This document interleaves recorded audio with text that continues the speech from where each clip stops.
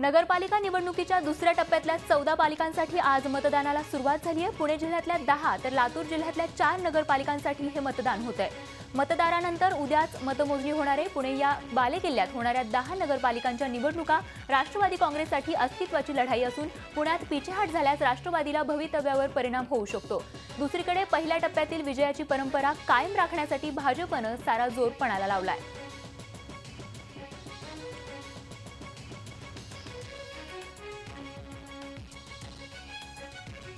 नागपुरात आज मराठा मूक मोर्चाचं आयोजन करण्यात आलंय। अनेक आमदार या मोर्चामध्ये सहभागी होण्याची शक्यता आहे। पक्ष शिष्टाचार डावलून प्रामुख्याने मराठा आणि कुणबी समाजातील आमदार या मोर्चात सहभागी होऊ शकतात। यामुळे आमदार मंडळी हा मोर्चा हायजॅक करणार का याकडे सगळ्यांचंच लक्ष लागलंय। भाजपचे मंत्री आणि आमदार या मोर्चात सर्व शक्ती पणाला लावत आहेत, तर शिवसेनेचे सर्व आमदारही आज भगवे फेटे परिधान करत मोर्चामध्ये सहभागी होणार आहेत।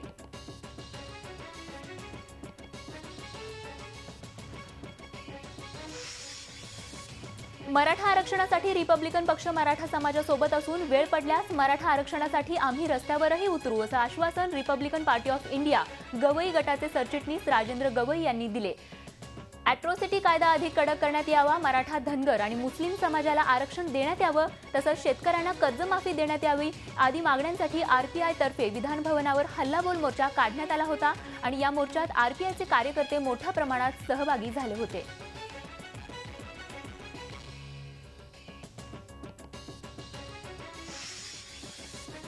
काँग्रेस अध्यक्षा सोनिया गांधी यांच्या 70व्या वाढदिवसानिमित्त नागपुरात काँग्रेस मेळाव्याचं आयोजन करण्यात आलं। माजी मुख्यमंत्री नारायण राणे, विधानसभेचे विरोधी पक्षनेते राधाकृष्ण विखे पाटील, माणिकराव ठाकरे यांच्या प्रमुख उपस्थितीत झालेल्या या मेळाव्यात इतर पक्षाच्या अन्य नेत्यांसह कामठीचा डॉन अशी ओळख असलेला आणि भूखंड बळकावणं आणि अवैध पिस्तूल बाळगणं यासारख्या गंभीर गुन्ह्यात आरोपी असलेला रणजित सफेलकर यानेही काँग्रेसमध्ये प्रवेश केला।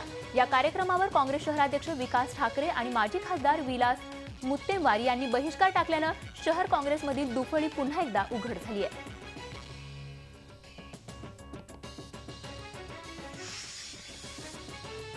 राज्यातील जिल्हा बँकांना दिलासा मिळण्याची शक्यता आहे। लवकरच या संदर्भात निर्णय होण्याची शक्यता आहे। गेल्या काही दिवसात नाबार्डने राज्यातील 31 जिल्हा बँकांमध्ये निरीक्षण पूर्ण करून एक अहवालही तयार केलाय। या बँकांमधील ठेवी, जमा झालेले पैसे, झालेले व्यवहार या सगळ्यांची सखोल माहिती गोळा करण्यात आली आहे। नाबार्डने हा अहवाल अर्थ मंत्रालयाला सादर केलाय। जिल्हा बँकांना रोकड देऊन खात्यात पैसे टाकणं, काढणं या संदर्भात परवानगी द्यावी अशा वेगवेगळ्या मागण्या राज्य सरकारने केल्या होत्या। नाबार्डच्या अहवालानंतर ही मागणी पूर्ण होण्याची शक्यता आहे। आज संध्याकाळपर्यंत या संदर्भातील निर्णय होण्याची शक्यता आहे।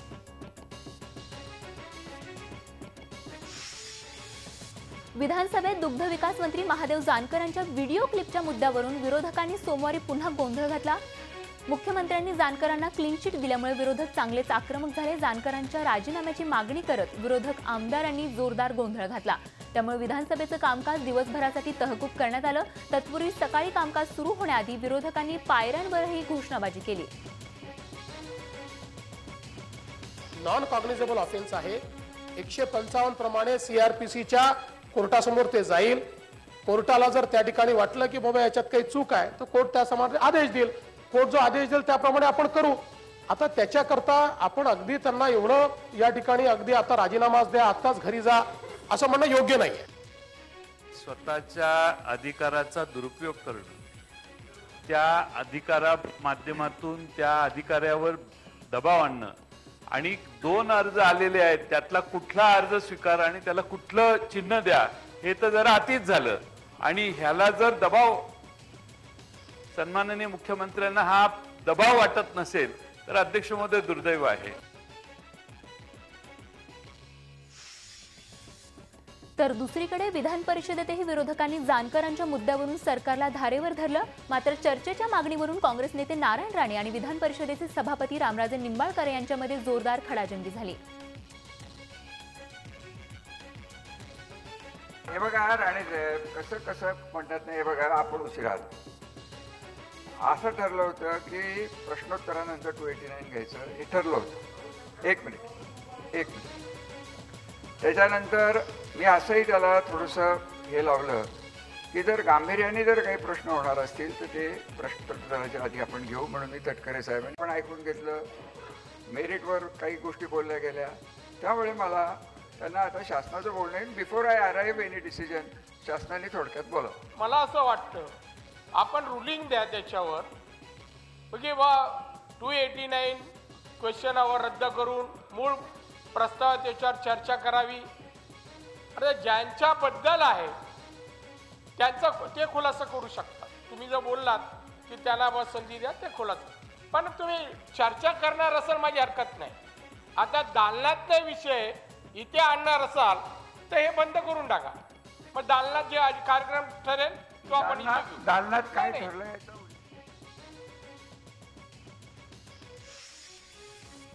ठाणे पोलिसांनी 1,40,00,000ची रोकड जप्त केली आहे. जप्त केलेल्या सर्व नोटा या नव्या चलनातल्या आहेत. या प्रकरणी 3 आरोपींना अटक करण्यात आली आहे. तिघेही जण आरोपी ठाण्यातले व्यावसायिक आहेत. ठाणे सिव्हिल हॉस्पिटलमधून या तिघांना अटक करण्यात आली आहे. हे तिघे नोटा बदली करण्यासाठी येणार असल्याची माहिती ठाणे पोलिसांना मिळाली होती. या प्रकरणात आणखीन काही आरोपी असण्याची ही शक्यता आहे. ठाणे पोलीस त्या संदर्भात तपास करत आहेत.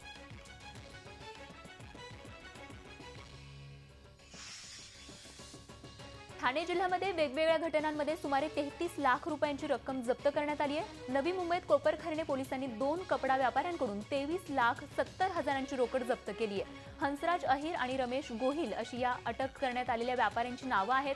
त्यांच्याकडे सापडलेली रक्कम 2,000च्या नोटांच्या स्वरूपात आहे. या दोघांकडे एवढी रक्कम आली कुठून याची माहिती सध्या पोलीस घेत आहेत. दुसरीकडे उल्हासनगरमध्येही 9,76,000 रुपयांच्या नव्या नोटा जप्त करण्यात आल्या. या प्रकरणी 3 व्यापाऱ्यांना अटक करण्यात आली आहे. ही दोन्ही प्रकरणं अधिक तपासासाठी आयकर विभागाकडे वर्ग करण्यात आली आहेत.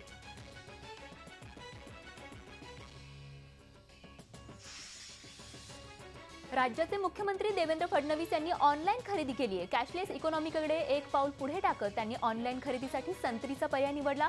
पंतप्रधानांकडून कॅशलेस इकॉनॉमीचं आवाहन केलं जात आहे आणि त्यासाठी आजवर ठिकठिकाणचे चहा विक्रेते पेटीएमच्या माध्यमातून कॅशलेस व्यवहार करायला लागलेत. ग्राहकांनीही याचं स्वागत केलंय. आता मुख्यमंत्र्यांनीही ऑनलाईन संत्री खरेदी करून कॅशलेस व्यवहारांच्या दिशेने एक पाऊल पुढे टाकलंय.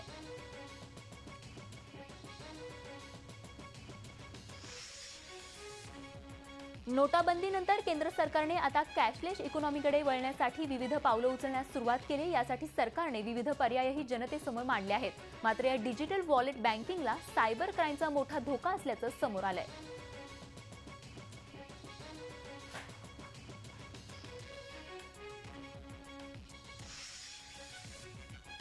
विधान भवनाच्या आवारात आमदार तुकाराम काते चप्पल न घालताच आले. अणुशक्ती नगर भागात दाट लोकवस्ती आहे. मात्र इथल्या नागरिकांना पाण्यासाठी 3 डोंगर उतरून पाणी घ्यावं लागतं. त्यामुळे डोंगरांच्या पायथ्याशी टाक्या बांधून पाणी वर चढवण्यात यावं ही योजना आहे. मात्र मुंबई महानगरपालिका या योजनेत आडमुठी भूमिका घेत असल्याचा काते यांचा आरोप आहे. हे आंदोलन मुंबई महानगरपालिकेविरुद्ध असल्याचं काते यांनी सांगितलं. निधी मिळूनही पाणीपुरवठा योजना न सुरू झाल्यानं अनवाणी फिरण्याचं निषेधाचं शस्त्र काते यांनी उगारलं असून जोपर्यंत पाणी नागरिकांच्या घरात पोहोचणार नाही तोपर्यंत पायात चप्पल घालणार नाही असा निश्चयच काते यांनी केलाय.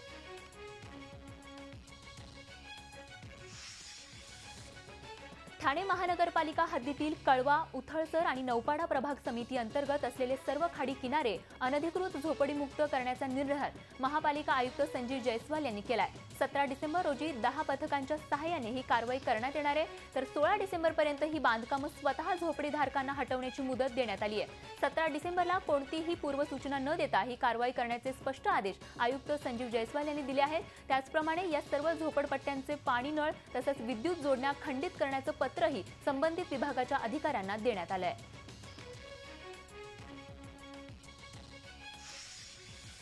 मुंबईच्या वॉर्ड क्रमांक 65च्या काँग्रेस नगरसेविका विनीता वोरा यांचं अनधिकृत बांधकाम कारणे दाखवा नोटीस बजावून ते बांधकाम का पाडू नये अशी नोटीस महानगरपालिकेने बजावली आहे. याबाबत महानगरपालिकेच्या वतीने न्यायालयात स्पष्टीकरण देण्यात आलं. तसंच अधिकाऱ्यांची उपजिल्हाधिकाऱ्यांमार्फत चौकशी सुरू असल्याचं देखील न्यायालयात सांगण्यात आलं. नगरसेविका विनीता वोरा यांचं अनधिकृत काम चुकीच्या पद्धतीने अधिकृत करून न्यायालयात प्रतिज्ञापत्र सादर केल्याप्रकरणी उच्च न्यायालयाने आयुक्तांविरोधी दिवाणी आणि फौजदारी अवमान नोटीस बजावली होती आणि त्यानुसार आयुक्तांनी न्यायालयात हजर राहून बिनशर्त माफी मागितली.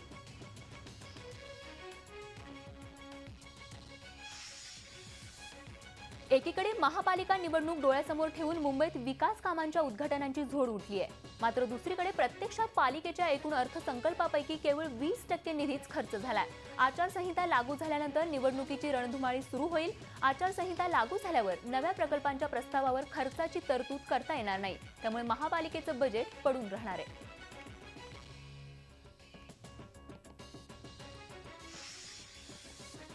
मुंबई विद्यापीठाने गेल्या 3 वर्षात विद्यार्थ्यांच्या पुनर्मूल्यांकनातून कोट्यवधी रुपये कमावल्याची माहिती समोर आली आहे. माहितीच्या अधिकारात ही माहिती उघड झाली आहे. गेल्या 3 वर्षात विद्यापीठानं पुनर्मूल्यांकनातून 7,52,26,000 रुपयांची घसघशीत कमाई केली आहे. तर फोटोकॉपीतूनही 3 वर्षात 40 लाख रुपयांपेक्षा जास्त कमाई झाल्याचं माहितीच्या अधिकारात समोर आलंय.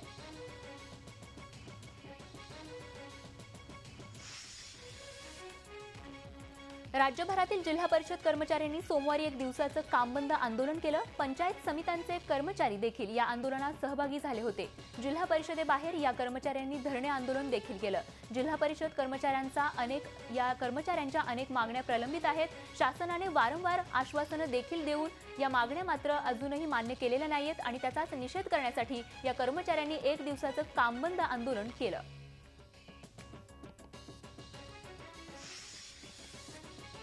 शास्त्रीय संगीताच्या मैफिली रात्री 10 वाजता बंद करण्याची सक्ती का करता असा उद्विग्न सवाल प्रसिद्ध शास्त्रीय गायक राहुल देशपांडे यांनी फेसबुक प्रोफाईलवर उपस्थित केलाय. राहुल देशपांडेच्या घराजवळून एक मिरवणूक काढण्यात आली. रात्री 11 वाजून गेले तरी मिरवणुकीचा धांगडधिंगा सुरू होता. त्यामुळे संतप्त होऊन राहुल देशपांडेंनी मुख्यमंत्री आणि एकूणच प्रशासनाला गणपती, ईद अशा सणांना चालणारा डीजेचा धिंगाणा चालतो, मग आमच्या शास्त्रीय संगीताच्या कार्यक्रमांवरच वेळेचं बंधन का घालता असा उद्विग्न सवाल केलाय.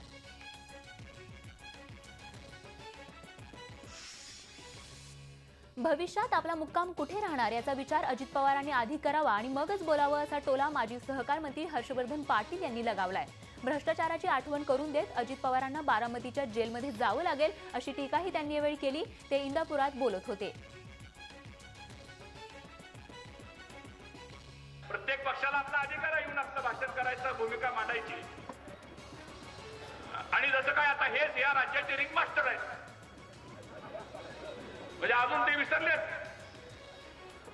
की आपला भविष्यामध्ये आपला प्रवास आणि आपला मुक्काम कुठे राहणार आहे ते पहिलं तपासून बघा, मग भविष्याची मागणी करा.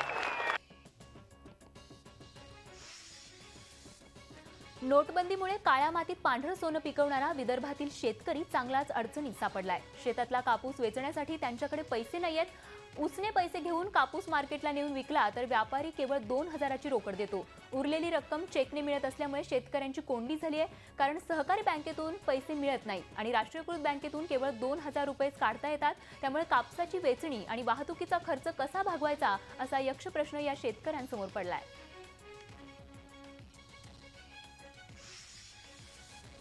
धुळे जिल्ह्यात थंडीचा जोर वाढला असून ही थंडी रब्बी पिकांना लाभदायक ठरणार आहे. गहू, हरभरा या रब्बी पिकांना थंडीचा फायदा होणार आहे. जिल्ह्यात दिवाळीनंतर थंडीने जोर धरलाय. मात्र गेल्या महिनाभरापासून हवामानात बदल झाल्यामुळे थंडीच्या प्रमाणात चढ उतार होत असल्याचं चित्र होतं. महिनाभरापासून कमाल तापमान 32 अंश सेल्सिअसच्या आसपास होतं तर किमान तापमान 11 अंशांपर्यंत होतं. परंतु गेल्या 2 दिवसात थंडीने जोर धरला असून रब्बी पिकांना ही थंडी फायदेशीर ठरणार आहे. जिल्ह्यात यंदा केवळ 67% रब्बीची पेरणी झाली आहे.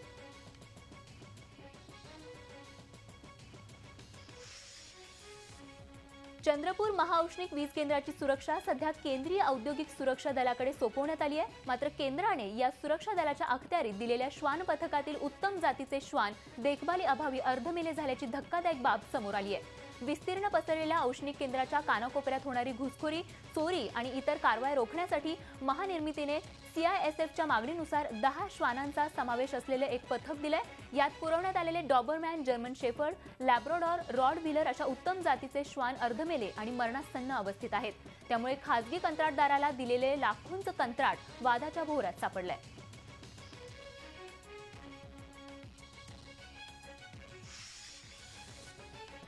अकोले तालुक्यातील सुगाव परिसरात ऊस तोडणी सुरू असताना वन्यजीवांचं अनोखं रूप पाहायला मिळालं. सुगाव इथल्या शंकर देशमुख यांच्या शेतात सोमवारी सकाळी ऊसाची तोडणी सुरू असताना कामगारांना बिबट्याचे 3 लहान बछडे दिसले. त्यांनी त्वरित अकोले वनविभागाला कळवलं. घटनेचं गांभीर्य लक्षात घेत वनक्षेत्रपाल R.K. सगभोर यांनी त्वरित त्या ठिकाणी जाऊन ऊस तोडणी थांबवून पिलांना कोणीही हात लावू नये असं सांगितलं. बिबट्याची ही पिलं 8 ते 10 दिवसांची असल्यानं दूध पाजूनही ती जगू शकणार नसल्याचं त्यांच्या लक्षात आलं.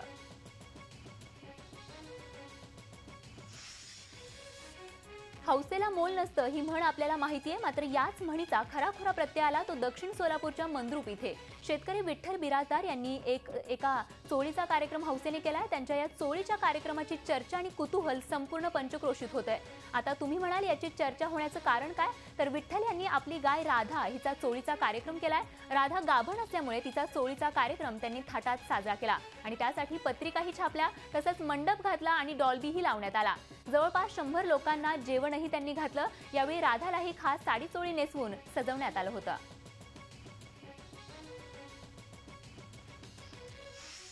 आणि आता झटपट बातम्यांमध्ये पाहूयात देश विदेशातील महत्त्वाच्या बातम्या.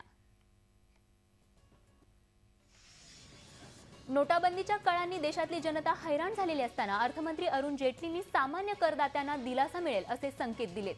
नोटाबंदीच्या निर्णयानं करदात्यांच्या संख्येत मोठी वाढ होण्याची शक्यता वर्तवण्यात येते. त्यामुळे प्रत्यक्ष आणि अप्रत्यक्ष करांच्या दरांमध्ये कपात करणं शक्य असल्याचं मत केंद्रीय अर्थमंत्र्यांनी व्यक्त केलंय.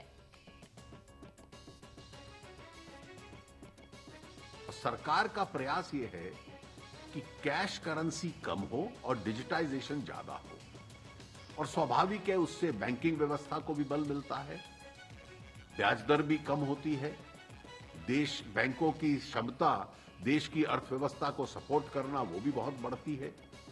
और इसके साथ साथ जब इतनी बड़ी मात्रा में कैश करेंसी बैंकिंग सिस्टम में आती है तो डायरेक्ट और इनडायरेक्ट टैक्सेस जो हैं उसकी कलेक्शन भी बढ़ती है, और इसलिए समाज में आर्थिक विकास करना सरकार की क्षमता उसकी दृष्टि से भी बढ़ती है. इसके बहुत लाभ हैं और हम लोग चाहेंगे कि इन लाभों को वो देखें. जुन्या नोटा बदलून देण्याच्या रॅकेटमध्ये आता थेट आरबीआयच्याच अधिकाऱ्याचा हात असल्याचं उघड झालंय. बंगळुरूत सीबीआयनं या अधिकाऱ्याला तब्बल 5,70,00,000च्या नव्या 2,000च्या नोटासह अटक केली आहे. के मायकल असं या अधिकाऱ्याचं नाव असून हा आरबीआयचा अधिकारी असल्याचं निष्पन्न झालंय. या प्रकरणी मायकलसह एका जेडीएसच्या नेत्यालाही अटक करण्यात आली आहे. तसंच इतर 4 बँकांच्या 4 अधिकाऱ्यांविरोधात गुन्हा दाखल करण्यात आलाय. गेल्या काही दिवसात जुन्या नोटा बदलून देण्याच्या रॅकेटमध्ये ॲक्सिस बँकेच्या अधिकाऱ्यांना अटक करण्यात आली आहे. आता थेट आरबीआयचाच अधिकारी गजाआड गेल्यामुळे मोठी खळबळ माजली आहे.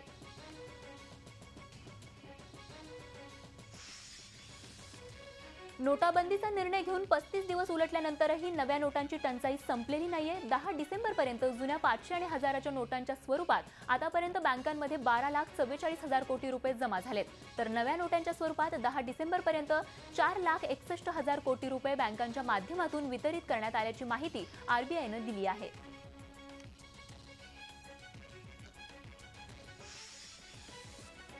नोटाबंदीचा निर्णय हा मोदी सरकारनं घेतलेला सर्वात मोठा घोटाळा असल्याचा आरोप माजी अर्थमंत्री पी चिदंबरम यांनी केलाय. 2000च्या नोटांच्या स्वरूपात मोठ्या प्रमाणावर काळा पैसा जमवला जात असल्याचा दावाही चिदंबरम यांनी केलाय. तर काँग्रेसनं काळा पैसा बाहेर काढण्यासाठी कोणतेही उपाय योजले नाहीत. उलट काँग्रेसच्याच काळात घोटाळ्यांची मालिका सुरू होती असा प्रतिटोला अर्थमंत्री अरुण जेटली यांनी लगावलाय.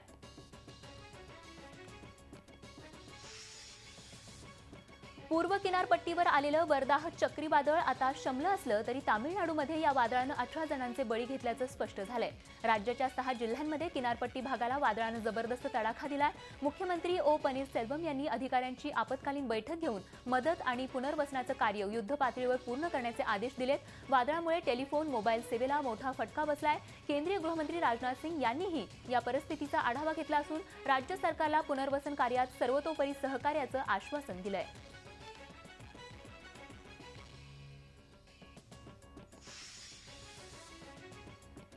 जम्मू काश्मीर सरकारनं एका कथित अतिरेक्याच्या नातलगांना नुकसान भरपाई देण्याचा निर्णय घेतलाय. पुलवामाच्या जिल्हाधिकाऱ्यांनी अतिरेकी कारवायांमध्ये ठार झालेल्यांच्या 17 नातलगांची यादी सरकारनं जाहीर केली आहे. यामध्ये हिजबुल मुजाहिदीनचा मारला गेलेला कमांडर बुरहान वानी याचा भाऊ खालिद वानीचाही समावेश आहे. खालिद खालिद बुच्चूच्या जंगलामध्ये लष्करासोबत झालेल्या चकमकीत ठार झाला होता. तो देखील बुरहान सारखाच हिजबुल मुजाहिदीनचा अतिरेकी असल्याचा लष्कराचा दावा त्याच्या नातलगांनी फेटाळला आहे. असं असलं तरी राज्य सरकारनं खालिदचं नाव यादीत टाकल्यामुळे एक नवा वाद निर्माण झालाय.